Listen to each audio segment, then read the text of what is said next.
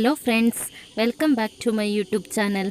ಇವತ್ತಿನ ವಿಡಿಯೋದಲ್ಲಿ ನಾನು ನಿಮಗೆ ಹಲಸಿನ ಹಣ್ಣಿನ ಒಂದು ಹೊಸ ರೆಸಿಪಿನ ಶೇರ್ ಮಾಡ್ತಾ ಇದ್ದೇನೆ. ಈಗ ಹಲಸಿನ ಹಣ್ಣಿನ ಸೀಸನ್ ಆದ್ದರಿಂದ ಎಲ್ಲ ಕಡೆ ಹಲಸಿನ ಹಣ್ಣು ಹೆಚ್ಚಾಗಿ ಸಿಗ್ತದೆ. ಒಮ್ಮೆ ಹಲಸಿನ ಹಣ್ಣನ್ನು ತಂದು ಈ ರೀತಿ ಮಾಡಿ ನೋಡಿ. ಈ ಹೊಸ ಸ್ನ್ಯಾಕ್ಸ್ ನಿಮಗೆಲ್ಲ ಖಂಡಿತ ಇಷ್ಟ ಆಗ್ತದೆ. ಮೊದಲಿಗೆ ಇದನ್ನು ಹೇಗೆ ಮಾಡೋದು ಅನ್ನೋದನ್ನು ನಾನು ನಿಮಗೆ ತಿಳಿಸ್ಕೊಡ್ತೇನೆ. ನಾನಿಲ್ಲಿ ಹಲಸಿನ ಹಣ್ಣನ್ನು ಚೆನ್ನಾಗಿ ಕ್ಲೀನ್ ಮಾಡಿ ಸಣ್ಣ ಸಣ್ಣದಾಗಿ ಕಟ್ ಮಾಡಿ ಇಟ್ಕೊಂಡಿದ್ದೇನೆ.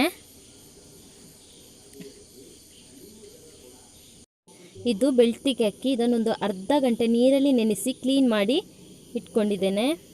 ಈ ಗ್ಲಾಸಲ್ಲಿ ನಾನು 2 ಗ್ಲಾಸ್ನಷ್ಟು ಅಕ್ಕಿ ತಗೊಂಡಿದ್ದೇನೆ. ಸ್ವಲ್ಪ ಅರಶಿನ ಹುಡಿ, ತೆಂಗಿನ ತುರಿ, ಉಪ್ಪು, ಜೀರಿಗೆ, ಇದು ಏಲಕ್ಕಿನ ಸಿಪ್ಪೆ ತೆಗೆದು ಇಟ್ಕೊಂಡಿದ್ದೇನೆ. ಒಂದು ಮಿಕ್ಸಿ ಜಾರಿಗೆ ನಾನು ಕಟ್ ಮಾಡಿದ ಹಲಸಿನ ಹಣ್ಣನ್ನು ಹಾಕ್ತಾ ಇದ್ದೇನೆ.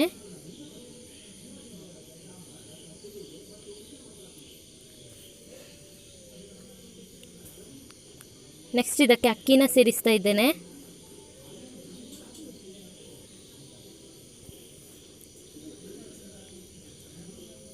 ತೆಂಗಿನ ತುರಿ,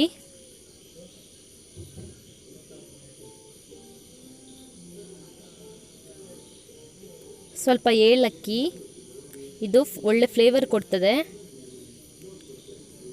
ಹಲಸಿನ ಹಣ್ಣು ಆಲ್ರೆಡಿ ಸ್ವೀಟ್ ಇರೋದ್ರಿಂದ ಶುಗರ್ ಆ್ಯಡ್ ಮಾಡುವ ಅಗತ್ಯ ಇಲ್ಲ.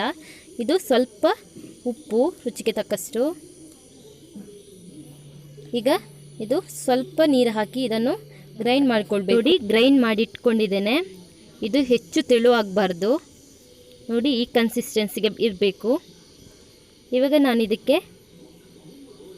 ಜೀರಿಗೆ ಸೇರಿಸ್ತಾ ಇದ್ದೇನೆ.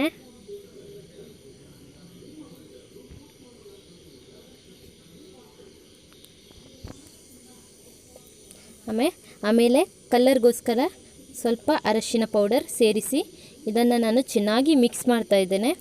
ಈ ಟೈಮಲ್ಲಿ ನೀವು ಬೇಕಾದರೆ ಸ್ವಲ್ಪ ಅಡುಗೆ ಸೋಡಾ ಕೂಡ ಹಾಕ್ಕೊಳ್ಬೋದು. ನೋಡಿ, ಈಗ ಇದು ರೆಡಿ ಆಗಿದೆ. ನೆಕ್ಸ್ಟ್ ನಾನಿಲ್ಲಿ ಒಂದು ಪಾತ್ರೆಗೆ ಎಣ್ಣೆ ಹಾಕಿ ಕಾಯ್ಲಿಕ್ಕೆ ಇಟ್ಟಿದ್ದೇನೆ. ಈಗ ಎಣ್ಣೆ ಕಾದ್ಮೇಲೆ ಇದಕ್ಕೆ ನಾನು ಈ ಸ್ಪೂನಲ್ಲಿ ಒಂದೊಂದೇ ಸ್ಪೂನು ತೆಗೆದು ಹಾಕ್ತಾ ಇದ್ದೇನೆ. ಎಣ್ಣೆ ಚೆನ್ನಾಗಿ ಕಾದಿರಬೇಕು.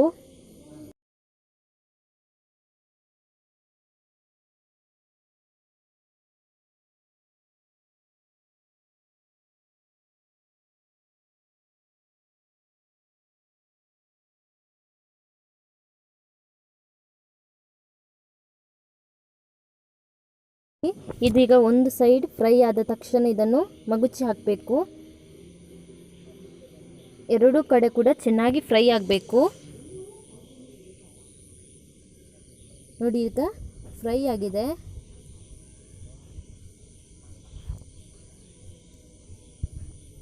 ನೆಕ್ಸ್ಟ್ ಇದನ್ನು ನಾನು ಇವಾಗ ತೆಗೆದು ಒಂದು ಪಾತ್ರೆಗೆ ಹಾಕಿಕೊಳ್ತೇನೆ.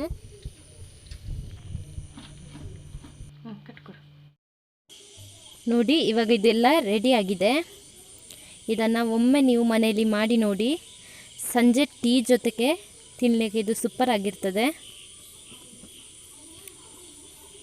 ಇವತ್ತಿನ ಈ ರೆಸಿಪಿ ನಿಮಗೆ ಇಷ್ಟ ಆಗಿದ್ದರೆ, ಇನ್ನೂ ಯಾರು ನನ್ನ ಚಾನಲ್ಗೆ ಸಬ್ಸ್ಕ್ರೈಬ್ ಆಗಿಲ್ವೋ ಪ್ಲೀಸ್ ಹೋಗಿ ಸಬ್ಸ್ಕ್ರೈಬ್ ಮಾಡ್ಕೊಳ್ಳಿ. ಹಾಗೆ ಲೈಕ್ ಮಾಡೋದನ್ನು ಮರಿಬೇಡಿ. ಮುಂದಿನ ವಿಡಿಯೋದಲ್ಲಿ ಒಳ್ಳೆ ರೆಸಿಪಿಯೊಂದಿಗೆ ಸಿಗ್ತೀನಿ. ಅಲ್ಲಿಯವರೆಗೂ ಟೇಕ್ ಕೇರ್.